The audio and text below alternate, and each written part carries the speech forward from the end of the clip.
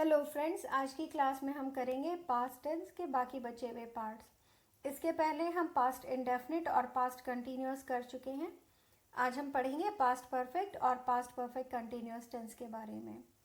जो past perfect tense होता है ये ऐसे सेंटेंसेस होते हैं जिनके लास्ट में चुका था, चुकी थी, ले लिया था, दे दिया था, कर लिया था, इस तरह के वर्ड्स आते हैं। कुछ लोगों को लगता है कि सिर्फ चुका था, चुकी थी, चुके थे होगा तभी परफेक्ट टेंस होगा। नहीं, ऐसा नहीं होता। दरअसल अगर कोई वर्ब है तो वर्ब के बाद में अगर वो था, थी, थे, मतलब कोई भी क्रिया जैसे लेना, देना, खाना, पीना, इन सब के बाद में अगर था, थी, थे में एंड हो रहा होता है तो हम उसे परफेक्ट टेंस मानते हैं।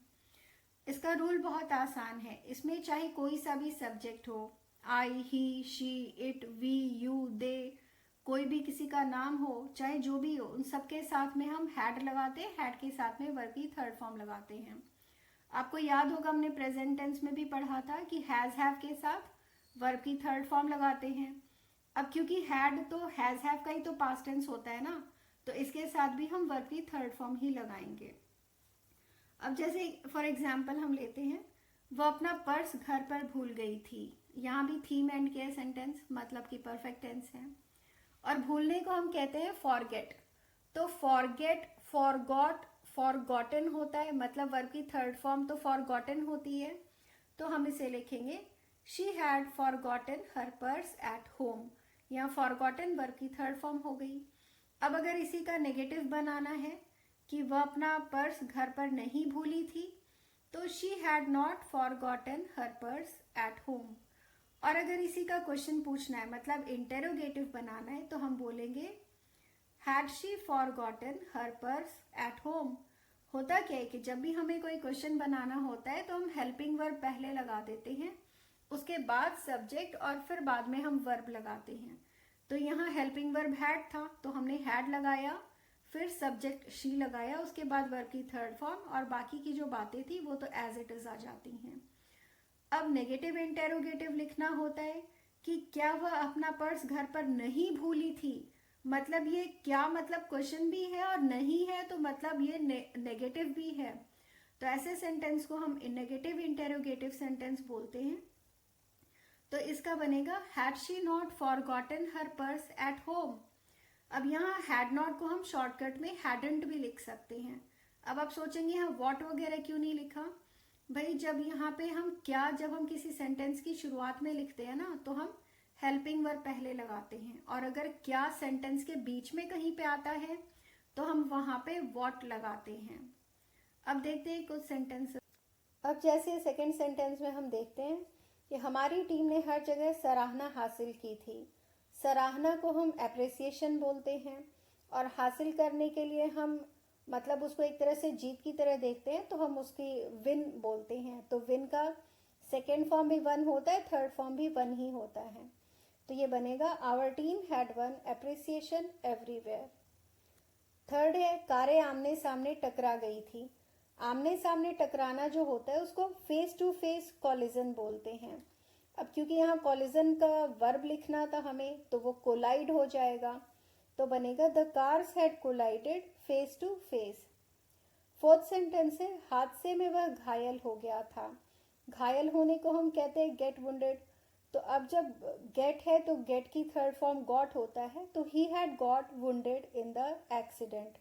हादसे को एक्सीडेंट बोलते हैं। फिफ्थ सेंटेंस है कि उन्होंने अपनी हड़ताल बंद नहीं की थी। हड़ताल को हम स्ट्राइक बोलते हैं, और हड़ताल को बंद करने को कॉल ऑफ स्ट्राइक कहते हैं। यहाँ ध्यान ये देना है कि इस ऑफ में डबल एफ होते हैं, मतलब ओ डबल एफ, क्योंकि ओ डबल एफ वहां यूज किया जाता है जहां कहीं किसी चीज को बंद करने का या रोकने का काम होता है। तो यहाँ हड़ताल बंद की थी तो हम कॉल ऑफ द स्ट्राइक बोलेंगे। तो ये बनेगा they had not called of their strike. Sixth sentence है कि उसने सभी दस्तावेजों पर हस्ताक्षर नहीं किए थे। हस्ताक्षर मतलब साइन, और जो दस्तावेज होते हैं उनको डॉक्यूमेंट्स कहते हैं। तो ये बनेगा he had not signed all the documents. Seventh sentence है कि हमने अपने ऊपर लगाए गए सभी आरोपों का खंडन किया था। खंडन करना मतलब होता है मना करना, नहीं मानना, तो उसको हम बोलते हैं डिनाई। तो डिनाई का थर्ड फॉर्म होता है डिनाइड। तो हमने लिखा अच्छा, और जो आरोप मतलब इल्ज़ाम जो होते हैं उन्हें हम एलिगेशंस बोलते हैं, और इल्ज़ाम लगाने को लेवलिंग ऑफ एलिगेशंस बोलते हैं। तो यहाँ हमने लिखा we had denied all the allegations levelled on us. अब आप इन सारे सेंटेंसेस में देखिए कि हैड के साथ वर्ब की थर्ड फॉर्म ही लगाई गई है। होते मैं ये चाहती हूँ बेसिकली कि अगर हम टेंस के रूल कर रहे हैं तो साथ के साथ हमारी वोकेबलरी के भी कुछ नए नए वर्ड्स सीखे, नए मतलब कुछ नए फ्रेजेस वगैरह भी हमें आने ही चाहिए, तभी तो हमारी इंग्लिश स्ट्रांग होगी। अब मैंने यहाँ सिर्फ जो हिंदी में मैंने सेंटेंस लिखा था मैंने सिर्फ उन्हें ट्रांसलेट करके बताया है, लेकिन आप पूरी कोशिश करिए कि आप वो सिंपल, नेगेटिव, इंटेरोगेटिव और नेगेटिव इंटेरोगेटिव इन सारे सेंटेंसेस का बना सके, ताकि आपकी इंग्लिश जो है और इम्प्रूव हो सके। अब देखते हैं कुछ कंडीशनल सेंटेंसेस। ये ऐसे सेंटेंसेस होते हैं जिनमें आधे पार्ट में तो हम पास्ट परफेक्ट यूज़ करते हैं और आधे में हम पास्ट इनडेफिनिट यूज़ करते हैं। जैसे पहला सेंटेंस है, पुलिस के आने से पहले ही चोर भाग चुके थे। तो the thieves had fled before the police केम। अब हैड के बाद हमने वर्ब की थर्ड फॉर्म लगाई है, तो ये तो पास्ट परफेक्ट का पार्ट हो गया। और बिफोर द पुलिस केम, तो ये पुलिस के बाद वर्ब की सेकेंड फॉर्म लगाई है, क्योंकि कम केम कम होता है ना। और फ्लीड जो है ये फ्ली, FLEE मतलब भागने का थर्ड फॉर्म होता है फ्ली, फ्लेड, फ्लेड होता है ना, तो हमने वर्ब की थर्ड फॉर्म फ्लेड लगा दी। और केम जो होता है वो कम की सेकेंड फॉर्म होती है, तो मतलब आधे में हमने वर्ब की थर्ड फॉर्म और आधे वाले में हमने पास्ट इंडेफिनिट का सेकेंड फॉर्म लगाया है। अब वैसे ही अब लिखा है कि बारिश शुरू होने से पहले हम घर पहुंच चुके थे। अब बारिश शुरू होना और घर पहुंचना दो अलग अलग पार्ट्स हुए ना, तो लिखा है we had reached home before it started raining. Had reached मतलब हैड के बाद तो वर्ब की थर्ड फॉर्म लगा दी, और जो फिर अगला पार्ट सेंटेंस का बचा कि इट स्टार्टेड रेनिंग वाला, तो अब क्योंकि हम ऑलरेडी वर्ब की थर्ड फॉर्म लगा चुके हैं तो अगले पार्ट में हमें वर्ब की सेकेंड फॉर्म ही लगाना होता है, ये रूल होता है। तो हमने उसको स्टार्टेड लगा दिया। अब उसके बाद भी अगर कोई वर्ब आता है तो हम उस वर्ब में वर्ब की फर्स्ट फॉर्म के साथ ING लगा देते हैं। तो यहाँ रेन का रेनिंग बन गया। अब ये स्टार्टेड रेनिंग के बदले हम बिगैन टू रेन भी कह सकते हैं। बिगैन जो है वो बिगिन की सेकेंड फॉर्म होती है, क्योंकि बिगिन, बिगैन, बिगन होता है। अब थर्ड सेंटेंस है कि डॉक्टर के पहुंचने से पहले मरीज की मौत हो चुकी थी। अब तो हम इसे लिखेंगे the patient had died before the doctor arrived. Died जो है वर्ब की थर्ड फॉर्म हो गई डाई का, और अराइव्ड जो है यहाँ वर्ब की सेकेंड फॉर्म है। फोर्थ सेंटेंस है, माँ के देखने के पहले ही बच्चा किताबें फाड़ चुका था। फाड़ने को हम टीयर बोलते हैं, तो टीयर, टोर, टॉर्न होते हैं वर्ब की थर्ड फॉर्म, तो हमने लिखा the child had torn the books. अब देखने को तो हम सी बोलते हैं, तो सी, सॉ, सीन होता है, तो यहाँ हमने वर्ब की सेकेंड फॉर्म लिखा बिफोर द मदर सॉ। वैसे ही अब लिखा है कि बाढ़ आने के पहले वे नदी पार कर चुके थे। पार करने को क्रॉस बोलते हैं, तो हमने लिखा they had crossed the river before the flood. Last sentence है कि शिक्षक के लिखने से पहले ही छात्रों ने होमवर्क कर लिया था। तो होमवर्क करना या करने को तो हम डू बोलते हैं, तो डू, डिड, डन होता है, तो हमने यहाँ डन यूज किया। और लिखने की मतलब राइट बोलते हैं, तो राइट का तो रोट होता है ना, तो हमने वो रोट लिखा। Students had done the homework even before the teacher wrote. तो यहाँ हैड के साथ वर्ब की थर्ड फॉर्म डन, और फिर नेक्स्ट पार्ट में हमने राइट की सेकेंड फॉर्म रोट लिखा है। अब पास्ट परफेक्ट कंटिन्यूअस टेंस पढ़ते हैं। ये ऐसे सेंटेंसेस होते हैं जिनके लास्ट में से रहा था, से रही थी और से रहे थे आते हैं। होता क्या है कि ये से वर्ड जो होता है ये टाइम को डिनोट करता है। अगर कोई फिक्स्ड पॉइंट ऑफ टाइम है, मतलब खास आपको स्पेशली बता दिया गया कि एग्जैक्टली कौन सा टाइम होता है, तो हम उसमें से लगाते हैं। और अगर कुछ भी बताया नहीं गया है ढंग से, ठीक से वो पॉइंट ऑफ टाइम नहीं दिया गया है, अवधि अंतराल दिया गया है, उसका ड्यूरेशन दिया गया है, तो हम उसके आगे फॉर लगाते हैं। जैसे अब मान लीजिए कि एग्जाम्पल में अब लिखा है मंडे, तो कौन सा डे, मंडे, या जुलाई 2016, 10:30 AM, morning, evening, yesterday, last night. तो ये जितनी भी बातें हो गई तो ये तो फिक्स्ड पॉइंट ऑफ टाइम हो गया ना, ये हमको बता दिया, एग्जैक्टली हमें बता दिया कि कब की बात कर रहे हैं। लेकिन अब हमें बताया ही नहीं गया कि ये कौन से टाइम की बात हो रही है, कि 2 साल 3 महीना, तो भाई कौन सा साल कौन सा महीना, 15 डेज, तो उस दिन कौन सा डे था, जब भी ये क्लियर नहीं है। अब मैनी वीक्स लिखा है या फ्यू मिनट्स, कुछ कई हफ्ते या कुछ मिनट्स, अ लॉन्ग टाइम काफ़ी लंबा समय, या सो लॉन्ग बहुत देर से, तब यहाँ तो कुछ भी एग्जैक्टली डिफाइंड नहीं होता ना, तो उसके आगे हम फॉर लगाते हैं। इसका रूल ये होता है कि चाहे जो भी सब्जेक्ट हो, सबके साथ में हैड बीन और V1 प्लस ING आता है। अब क्योंकि यहाँ टाइम दिया है, टाइम को हम डिनोट करते हैं सिंस और फॉर से, तो सिंस और फॉर के बाद में जो टाइम होता है उसके बाद हम वो लगा देते हैं। अब आप सोचेंगे कि ये परफेक्ट में तो हम हैड लगाते हैं, तो फिर ये बीन क्यों आ गया? तो भाई ये जब ये परफेक्ट कंटिन्यूअस है तो कंटिन्यूअस का V1 प्लस ING भी आया था ना। अब क्योंकि यहाँ दो टेंसेस मिल रहे होते हैं तो हमने यहाँ हैड बीन और V1 प्लस ING लगाया है। इसमें और कंटिन्यूअस टेंस में सिर्फ एक ही फर्क होता है कि अगर किसी सेंटेंस में टाइम दिया हुआ होता है तो वो परफेक्ट कंटिन्यूअस कहलाता है, और अगर टाइम नहीं दिया हुआ, सिर्फ काम की बात की हुई है, काम करने की क्रिया बताई गई है, तो वो कंटिन्यूअस होता है। उसमें सिर्फ रहा था, रही थी, रहे थे होता है। लेकिन अगर टाइम बताया है तो से रहा था, से रही थी, से रहे थे होते हैं, इसलिए वहाँ पे टाइम दिया है तो हम हैड बीन और V1 प्लस ING लगाएंगे। अब और जब भी टाइम दिया हुआ होता है तो उसके पहले में हमें सिंस या फॉर का यूज करना ही करना होता है, तभी वो परफेक्ट कंटिन्यूअस टेंस कहलाता है।